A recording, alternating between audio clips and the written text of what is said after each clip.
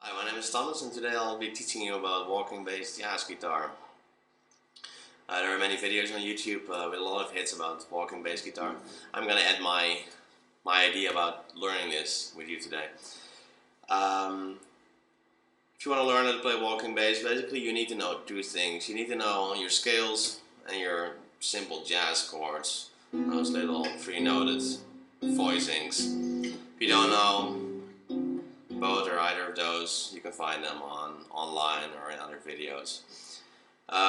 If you know those two things, your chords and your scales, all you need is a tune to practice your walking bass with. I'll be explaining two approaches to walking bass, which I think are very effective, sound good, and easy to learn. I'm going to start off with the half note approach of walking bass.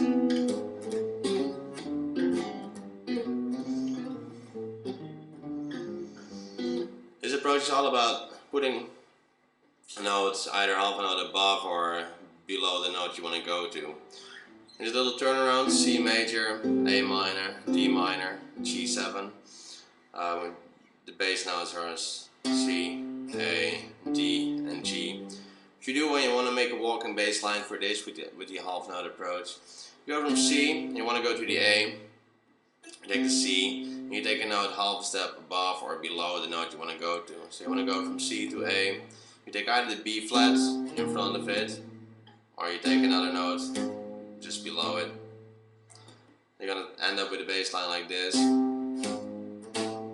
Next you want to go to the D minor, take a note, half a note below or above the D. Then you want to go to the G.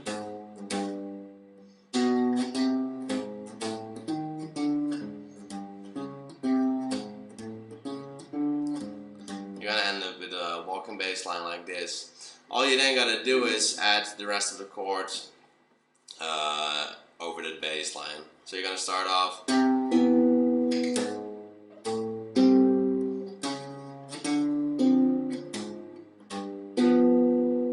you put that on speed.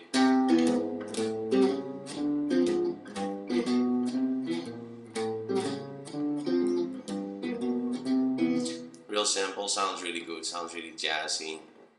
There's only one problem with this approach. If you have C major for a couple of bars, sometimes you do have that, you don't want to be playing this.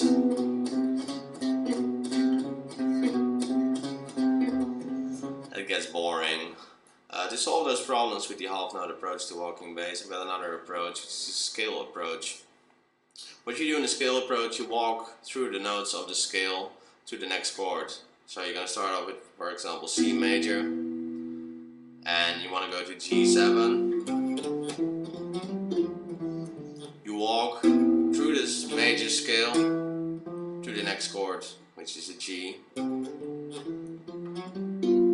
on your way back to C, you can use the G Mixolydian scale to walk back to the C.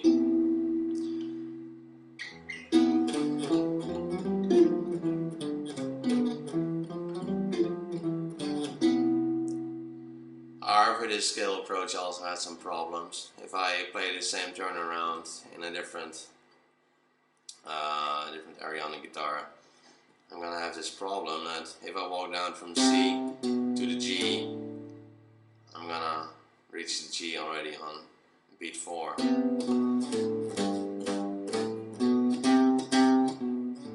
That is a problem. Your bass lines don't work that well anymore in other settings. Sounds less cool. Of course, there are some solutions to that. One thing you can do is add some chords. For example, you can put a D minor in front of the G7 and make a little 2-5-1 back to the C major, which would sound like this. Now to the D minor. You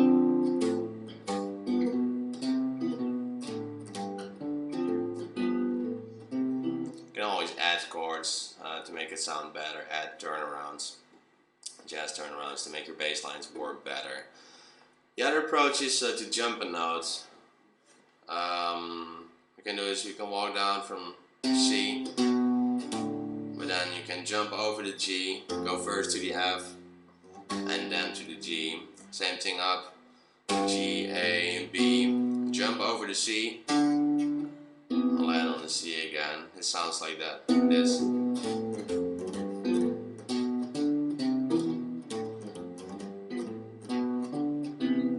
And the other thing, the obvious thing to do, of course, is to combine those two approaches. Combine the half note step approach with the scale approach, and you get something like this. Half note.